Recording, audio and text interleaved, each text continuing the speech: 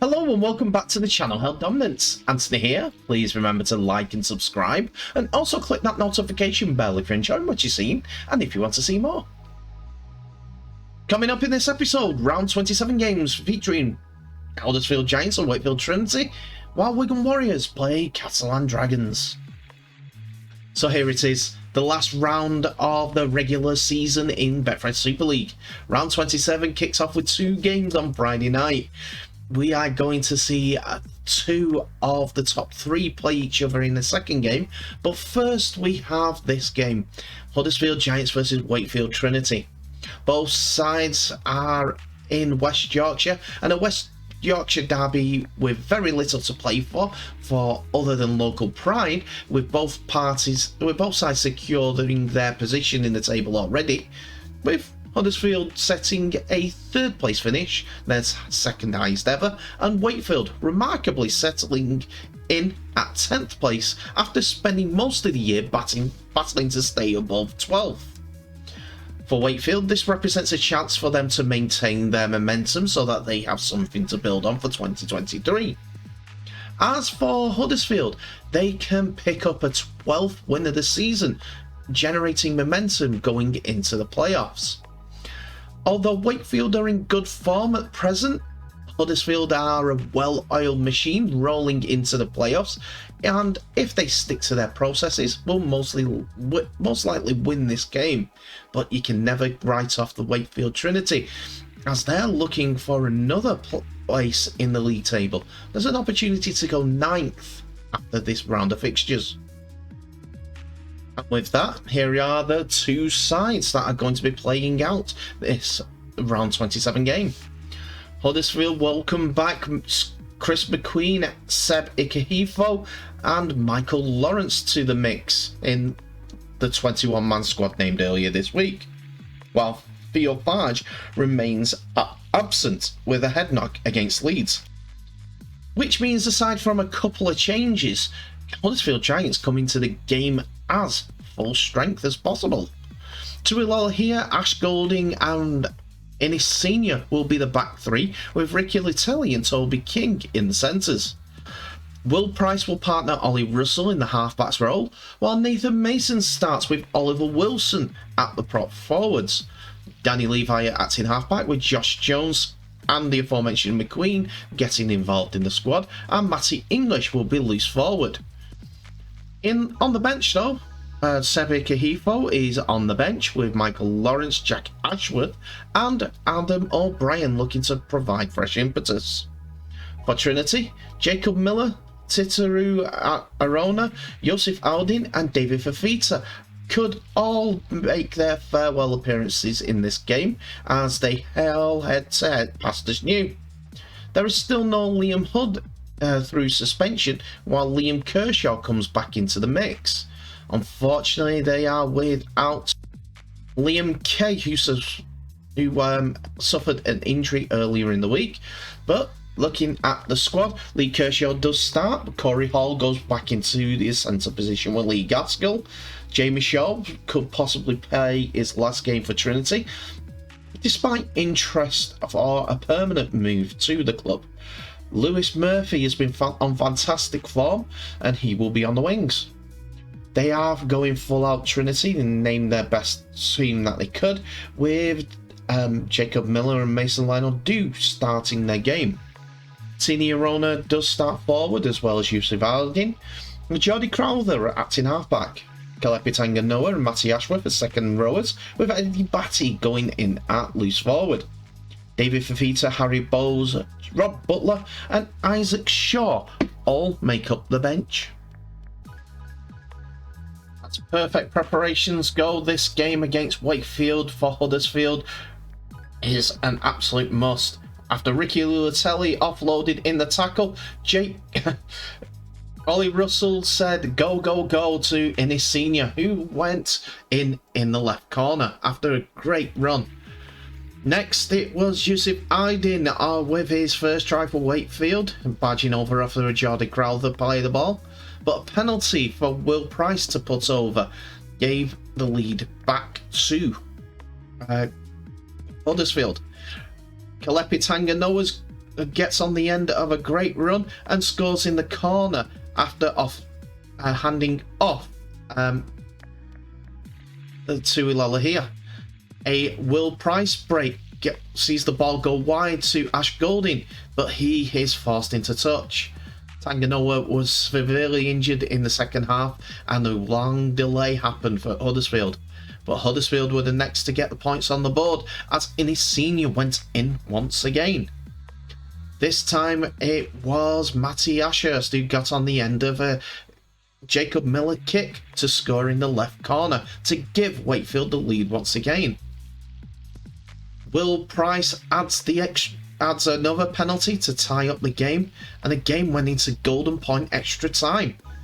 Will Price had the first shot at goal to try and win it for Huddersfield in golden point extra time, but it was charged down.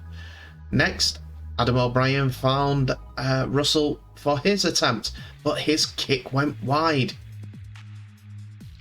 Huddersfield tried from an unlikely source as David Fafita tried a drop goal. It had the length, but not the accuracy. So Huddersfield went back to their plays. A kick to the corner saw Lee Kershaw fumble under pressure from Josh Jones, and then he tackled Ollie Russell, which gave a penalty to Huddersfield. Will Price adds the penalty attempt, and he added the extras for the win to Huddersfield. So great celebrations. A close-knit and hard-fought battle, but it sees Wakefield come out second best in this game as Will Price seals it in golden point extra time, 16 points to 14.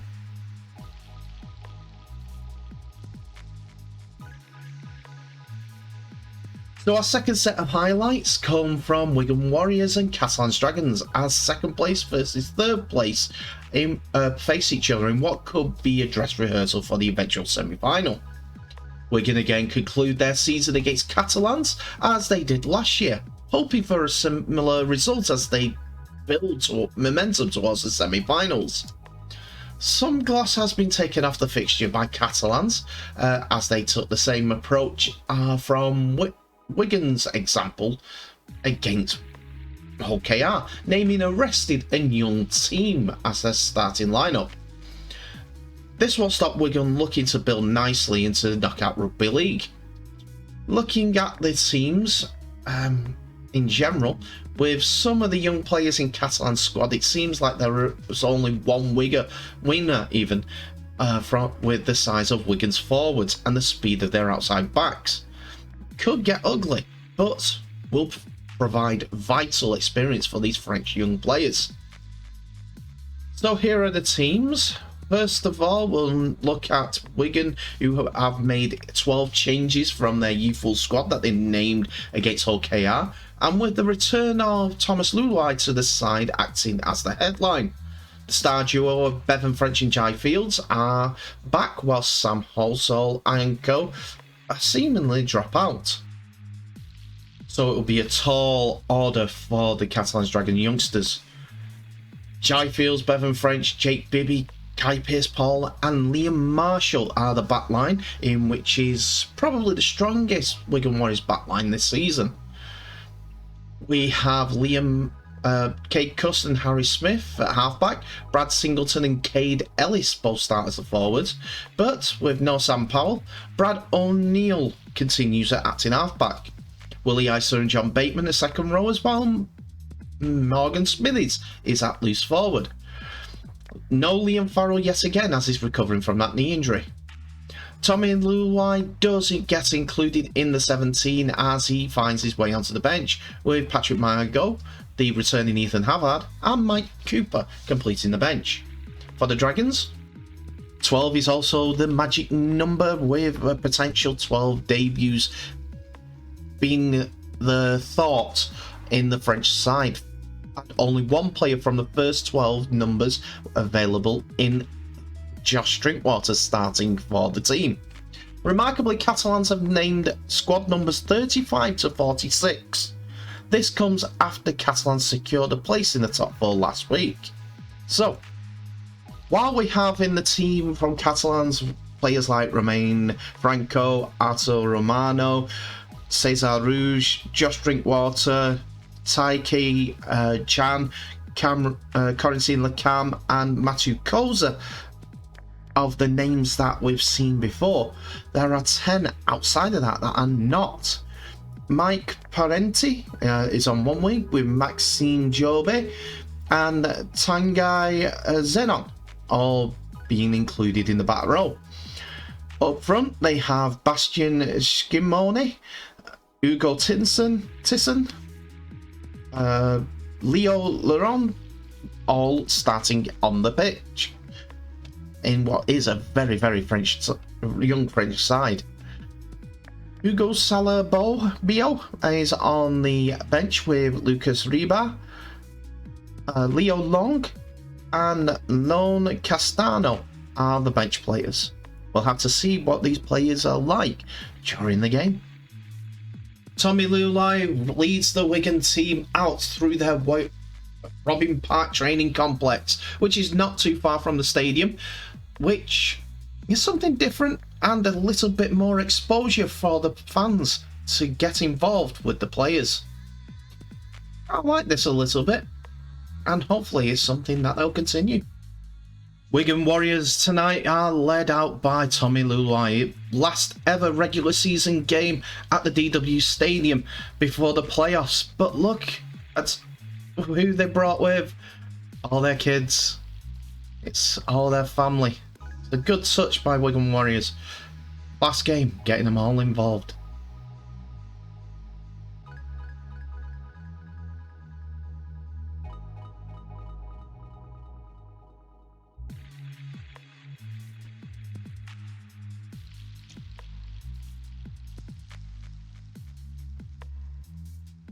With the game in its infancy, 5 minutes gone, Catalans have completed a couple of sets, but then give a penalty away 10 metres out. And Wigan have blood in their nostrils, the centre blood. And after a single drive from Morgan Smithies, the ball goes right to Harry Smith in the offload, and he dots down off a good pass from John Bateman. The opening try goes to Wigan, despite some early positivity from Catalans Dragons. Just a simple play 10 metres out, good offload by Bateman, and Harry Smith on the runaround scores the try. Just a quick play of the ball, quick run around, and Harry Smith dots it down. Just a quick one from the sideline.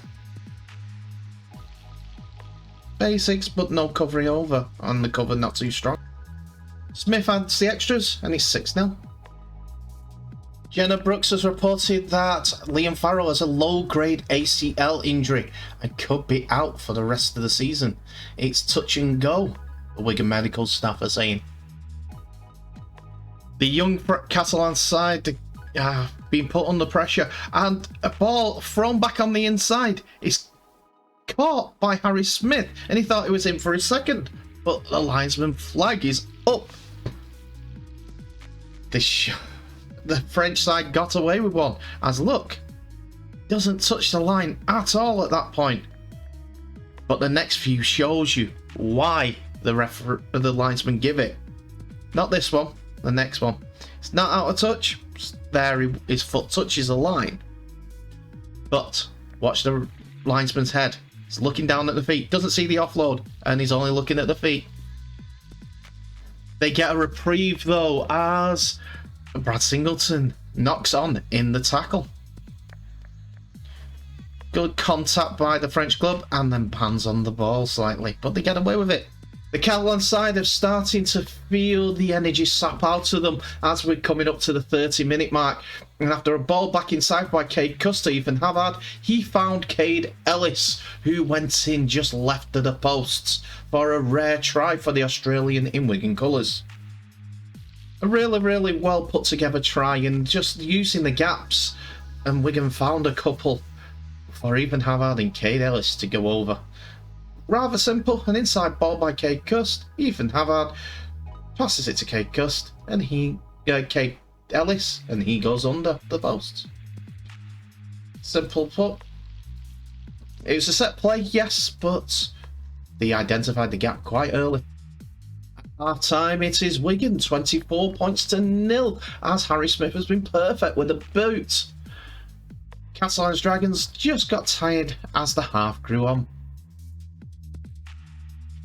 Wigan have had a penalty, and Patrick Mago is looking strong and looking for the offload, but he decides to keep hold of the ball.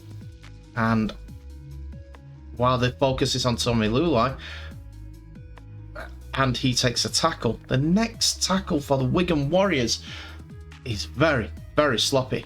Kate Cuss finds Hiighfield, who passes the ball behind Wigan attackers, and the ball comes loose from Bevan French, which is snaffled up by Josh Drinkwater, who, despite being chased down by Liam Marshall, scores in the left corner for the first points for Catalan. A sloppy pass by Hiighfield, and Bevan French, losing the ball, sees the French club get some points. Appeals that it was taken from him and knock on by the Catalans team fell on deaf ears, as it was really a sloppy bit of play from the Wigan Warriors. Josh Drinkwater just did the rest. Picked up the ball, ran the 35 metres despite a good effort from Marshall to score. Cesar Rouge misses the kick, and it's 24 points to 4. Wigan have been camped in the Catalans half 30-metre line for the last 5 minutes, and Wigan are turning the screws. Ethan Havard is caught just underneath the sticks before the ball goes out to Tommy Lulai. Hiighfield evades the tackler and puts in the kick towards the in-goal area, where Bevan French is there to challenge for the ball. The video referee is called upon by James Child, saying it's a try. Great kick on by Hiighfield. Keeps the Catalans players up in the line, and then Bevan French challenging for the ball, dives on it. And it looks like that it may have enough downward pressure on it to score there. Another attempt at the look at the ball. Does it come loose there? I'm not sure. One more look. Don't forget the decision has been sent up as a try. So, video referee has one thing to say about this decision.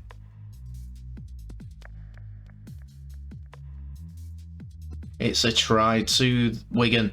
Another one. Great play by Bevan French and Hiighfield. And that's 30 for the season for the Wigan man. Harry Smith adds the extras. Good evasive play by Hiighfield, and Bevan French did what he does best, finish. That's 30 for the season. Here's a good view of it. Full speed as well. Great kick, straight down the camera lens. Bevan French gets on the end of it. Despite that despondent sight, Kate Cust and Highfield's been on the bench, Wigan rampage up the field. After the regulation Morgan Smithies push away and argument with Matthew Koza that the referee sorts out quickly, Wigan start running the play, and Tommy Lulai turns back the clock, skipping through the gaps and finding John Bateman. Brad O'Neill goes towards the try line, and he gets held up by Corentin Lacam, and he dumps the ball off to Ethan Havard to score underneath the sticks. Tommy Lulai set this off, bumping off the young Catalans players. I thought that one was Josh Drinkwater. After a quick play the ball by John Bateman, Brad O'Neill ran towards the sticks. But here's that Tommy Lulai run again.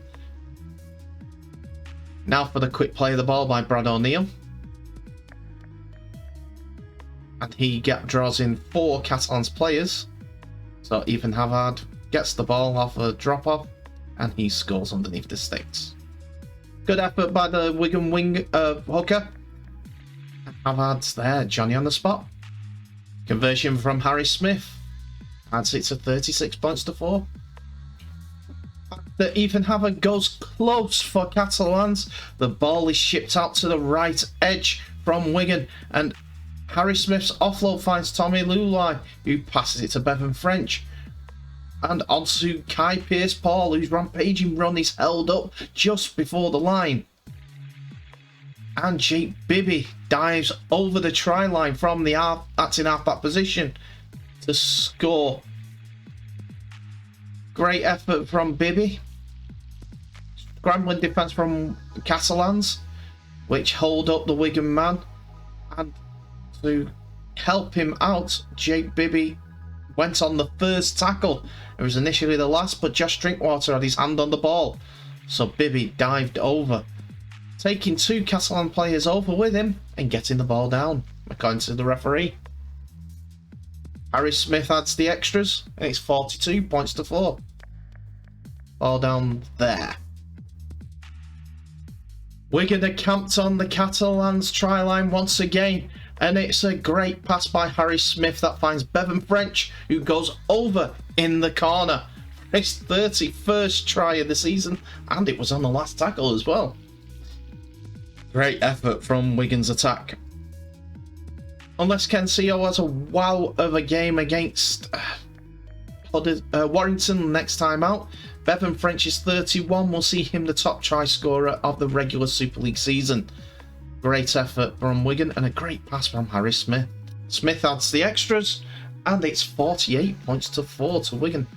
Catalans had some decent field position, but Corentin Lecam was taken down with a hard shot by none other but Tommy Lulai, and the sledgehammer hammered him. Great tackle. Lots of hearts, lots of endeavour from the baby Catalans, but Super League quality and size shone through at the end. That's Wigan win 48 points to 4. And that's it for another episode, ladies and gentlemen. Thank you so much for watching. Please remember to like, subscribe and share this video worldwide, as well as clicking that notification bell for any updates or new videos that may be coming your way. Tell me what your thoughts are of the episode in the comment section below. There was some good play, good efforts from both sides on all fours on both games, so we need to see more and more of it. The expansion of rugby league in France is a positive one, and hopefully it continues. The 2 Catalan sides that play in Elite 1 will be chomping at a bit to prove that they're good enough to play in Super League and on the international stage. We'll probably see a few of those players in the future, but there are some that will remember this game for the rest of their lives, no matter what happens in their rugby league careers. On the Huddersfield versus Wakefield side, golden point extra time against Huddersfield. Wakefield just missed out on going 5 from 5.